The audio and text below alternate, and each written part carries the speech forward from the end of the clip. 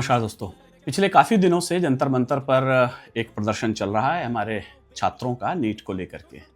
और जैसा कि दिल्ली पुलिस का कहना है और सत्ता पक्ष का कहना है कि उसमें हिंसक वारदातें भी हुई हैं। हर विषय बोलने के लिए ज़रूरी नहीं होता, लेकिन जिस तरह से 2-3 दिन से घटनाएं लगातार हो रही हैं, मुझे लगा इस पर बोला जाना चाहिए। पहली बात तो मैं ये स्पष्ट कर दूं कि मैं पहली गलती इसमें सरकार की मानता हूं। जो बात उन्होंने कल या परसों जेपी नड्डा को कह करके उन 2 छात्रों को, जो कि काकरोच पार्टी के प्रवक्ता थे या जो भी उनके तरफ से नुमाइंदे थे, उन्हें बुलाकर जो बात उन्होंने करी, ये बात तो बहुत पहले की जा सकती थी। आने वाले आंधी के बड़े तूफान से पहले यदि उसको भांप लिया जाए तो शायद बेहतर स्थिति होती कि हम इस बड़ी तबाही से बच सकते थे। लेकिन सत्ता के अपने अहंकार होते हैं और सत्ता का अपना मद होता है।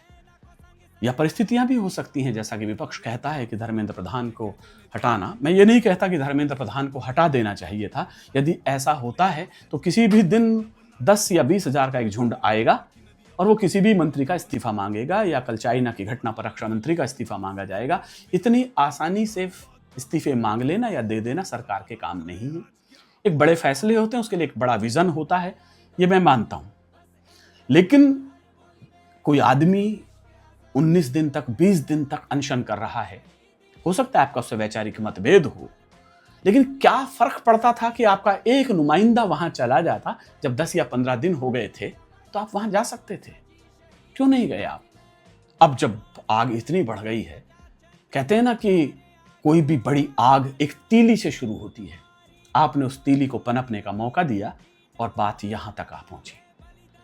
जहां तक दूसरे पक्ष का सवाल है, एक लड़का अमेरिका में बैठा है और अपने एसी कमरे में बैठकर उसने कोई ट्वीट किया और एक काकरोच पार्टी का जन्म हो गया।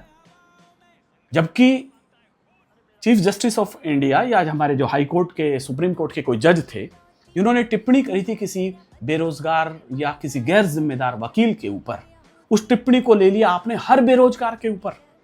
बात तो यहीं से गलत शुरू हो गई थी कि वो टिप्पणी हर बेरोजगार पर नहीं थी और काकरोच पार्टी का जन्म हो गया।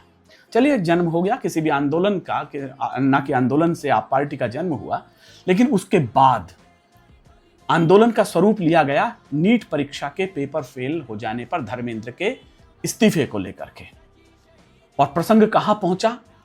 नाम रहेगा अल्लाह का, नीले झंडे, जय जय भीम, जय जय भीम, या आरएसएस मुर्दाबाद, बीजेपी। मतलब क्या है? आप किस हेतु को लेकर के चले थे और पूरा का पूरा आंदोलन एक दिशा भटक गया। लेकिन विषय कहां तक पहुंचा? नाम रहेगा अल्लाह तक।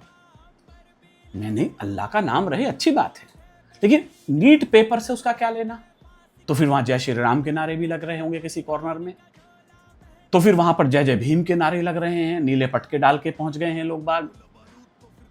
या वही जो कह रही थी अल्लाह का नाम, उससे एक इंटरव्यू मैंने देखा तो उससे कहा जा रहा है कि क्या आप जय श्री राम के लिए, उसमें मुझे ऑब्जेक्शन है।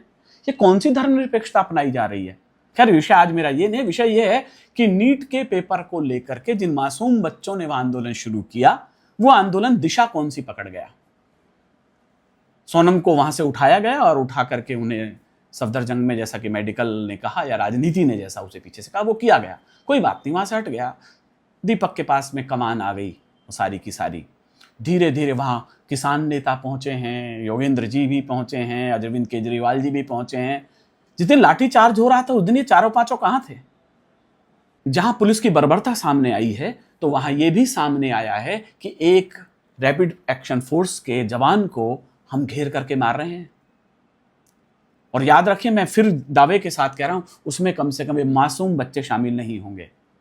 उनके अंदर वे अराजक तत्व शामिल होंगे जो आसपास के राज्यों से आए हैं, जिन्होंने पीठ पर झोला बांधा और प्रदर्शनकारियों का मुखौटा लगा करके वहां पहुंच गए।